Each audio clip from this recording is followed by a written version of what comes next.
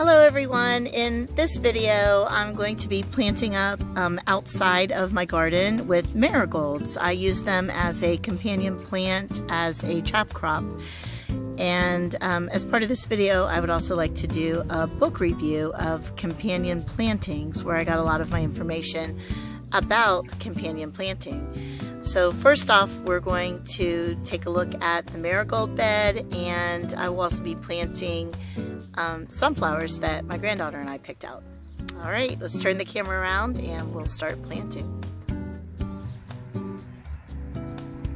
So first up, I'd like to show you all the things that I'm going to be using. So I'm going to mix a little bit of Biotone starter. I have my trowels and my gloves, my kneeling pad, 3 different types of marigolds, and this is the sunflower dwarf teddy bear that my granddaughter picked out that I'll be planting along the posts outside the flower bed. So I'm going to be planting up this flower bed outside of my garden fence. Along each of the posts right here, I'm going to plant the sunflowers at the bottom, and we're just going to plant this up with marigolds. So the first thing I'm going to do is throw a handful of the Biotone fertilizer, and I'm going to mix that up with my hands. Just mix it in. And then I've decided to plant in a pattern. I'm going to go the mixed marigold, then the yellow, then the orange. So the next time I start, the mix will go in the back and so forth. So that way we have a pattern, and the colors will be all jumbled together as they grow. This is going very quickly. I'm over halfway done already. So I'm all the way, just have that much more to go. I finished planting all the marigolds, so here's what it looks like starting from the left and going down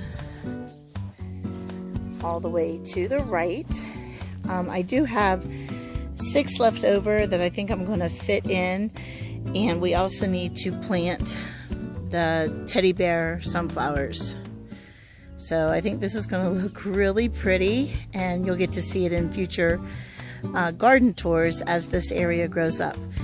And these plants are going to be a lot happier being in the ground.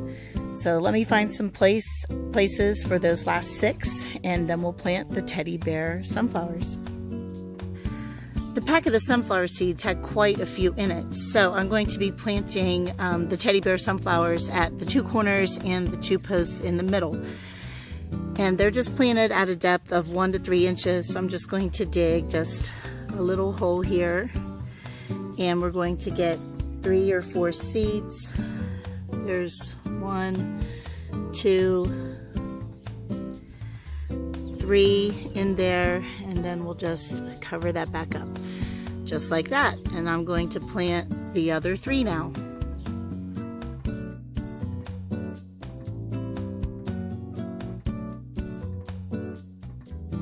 Well, all of the marigolds are planted. I planted the teddy bear sunflowers. I'm not going to water them in. In my area in eastern Ohio, we are zone 6, and it has rained every day for the last 6 days. This is the first and only sunny day, and then it's supposed to rain for the next 4 days. So I'm not going to bother to water in the marigolds or the sunflowers. Mother Nature is going to take care of that for me. But if you live in an area where you don't get that much rain, or no rain is expected after you plant, I highly recommend that you deeply water your new plants into the ground. Also, as far as watering goes, I do not have drip irrigation or anything like that. I have a garden hose that's 130 foot on an Ely hose reel. And I just unwind that thing and I water everywhere, and where I can't reach with the hose, I use the watering can. As far as fertilizing these marigolds go, my fertilizing schedule is every Saturday. That's the day that I'm guaranteed usually to be home If not, I'll do it on Friday. But again, I use the watering can method. I do premix a Marigolds or any other good water-soluble liquid fertilizer. I mix that in empty milk jugs, and I have them just sitting ready to go. And that's how I do my fertilizing. It's the watering can method. All right, hope that helps, and let's do a book review. Here's a look at the finished flower bed from the left to the right. And let me see if I can step back and get the whole thing in the view. I guess I can't, but you get the idea. As those grow up, those will be just gorgeous blooms. They'll also act as a trap crop for some insects, and we'll talk more about that in the book review part of this video. But overall, this is going to be very cheerful and colorful as it grows up over the summer. Hi, in this part of the video, I'd like to do a book review of a companion planting book. I'm going to turn the camera around and show you the book that I am going to be talking about. Okay, this is the book where I've gotten most of my information about companion planting. It's called Rodale's Successful Organic Gardening Companion Planting. There is more information on the internet today. Sometimes though, I find the internet a little bit frustrating. You go to a website and there's a bunch of ads that you have to click through, or it takes you to different screens and you don't get all the information in one sitting.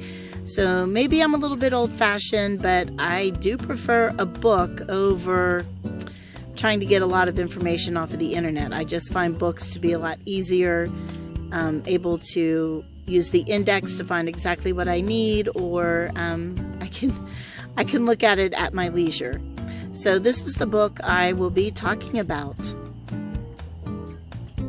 Okay, so companion planting is the technique of combining two different plants for the purposes of pest control or to improve the health of both plants. And this technique is centuries old. It was first documented, and I'm going to check my notes so that I say this correctly. The earliest known experiments in companion planting were recorded by Theophrastus in 300 BC, Pliny in 50 AD, and John Gerard in 1597 AD. So today gardeners use companion planting based on a combination of folklore and of scientific discoveries that we've made. I'd like to talk about companion planting as pest control. Plants have a number of strategies that they use to help control pests, and those include smell, color, and the physical location of the plants. Many insects use their sense of smell to find their way to their favorite crop. Take the cucumber beetle, for instance. It uses its sense of smell to locate the cucumber plant. If you plant a companion plant that has an overwhelming smell, such as mint, thyme, lemon balm, lemon geranium, the cucumber beetle will be more attracted to those smells than your cucumber crop. Another way we can use companion planting is planting a lure crop. Now, a lure crop means that you want to attract the insects to that plant, not your good plants. An example of this would be nasturtiums. They're a good lure crop, also called a trap crop, because they will lure aphids and flea beetles, and the aphids will feed on the nasturtiums, where you can easily either spray them or dig up the nasturtiums and dispose of the aphids along with the nasturtiums as well. So that's another way that we can use companion planting. A third way we use companion planting for pest control is sheltering beneficial insects, and this is when we plant plants next to our garden that attract the good insects that will feed on the bad insects. A second category of companion planting involves planting plants that are friends. And within this category of plant friends, you would look at their root system, their light requirement, and their nutrient or their feeding patterns. Let's talk about the root systems first. For root systems, you want to plant plants that have a deep root system or a taproot combined with plants that have a very shallow root. I'm going to look off my notes and read you some of those combinations. Spinach has shallow roots, and they can be a good companion for deep-rooted crops like tomatoes and beans. Several shallow-rooted plants include broccoli, cabbage, cauliflower, Chinese cabbage, cucumber, pepper, spinach, and some tomatoes.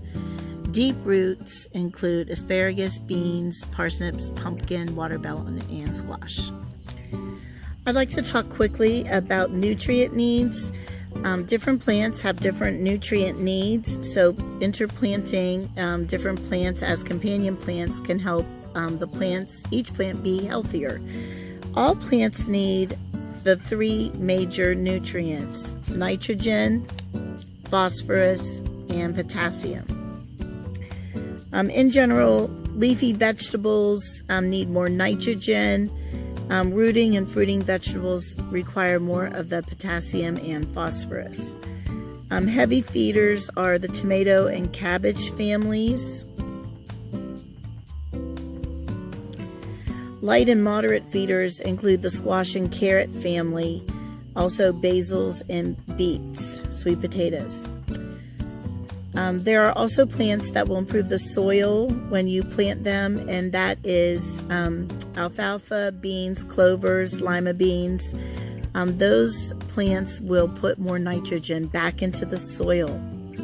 The next category I want to talk about is light. Most flowers and vegetables need full sun, but some can grow in partial shade.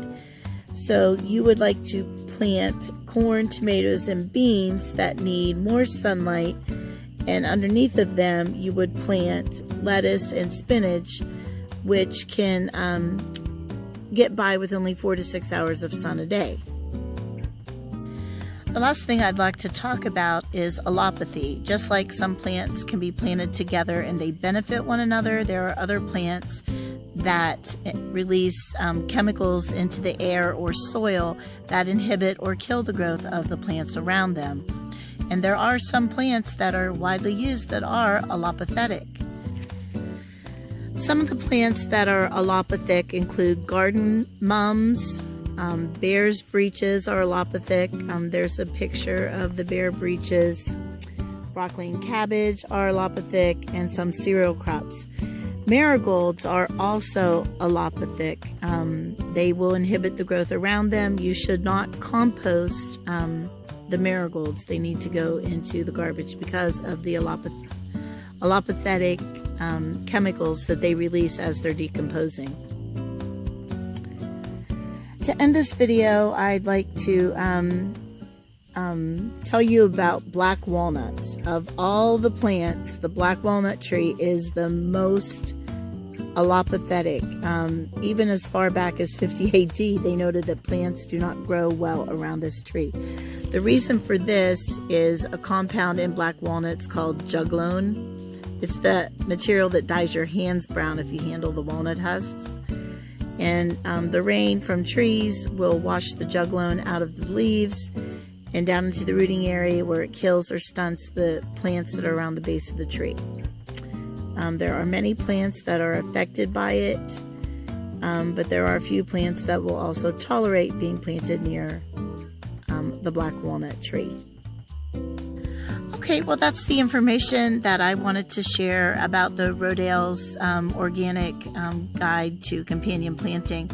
It's a great book. There is lots of information out there on the internet about companion planting that you could be more specific about the plants that you're going to be using in your garden or your vegetable crops, your fruit crops. I use the marigolds as a trap crop or a lure crop so that their scent will draw the other insects away from the garden. Also, they're allopathetic to that area, so I really don't want to plant anything else there. And I like them. They're very colorful and cheerful. So I hope this video gave you some new information or some ideas that you could try in your garden. It's all about trying new things. If it doesn't work, you try something else. Again, thanks for watching. We'll see you in the next video. Please like and subscribe. All right, bye.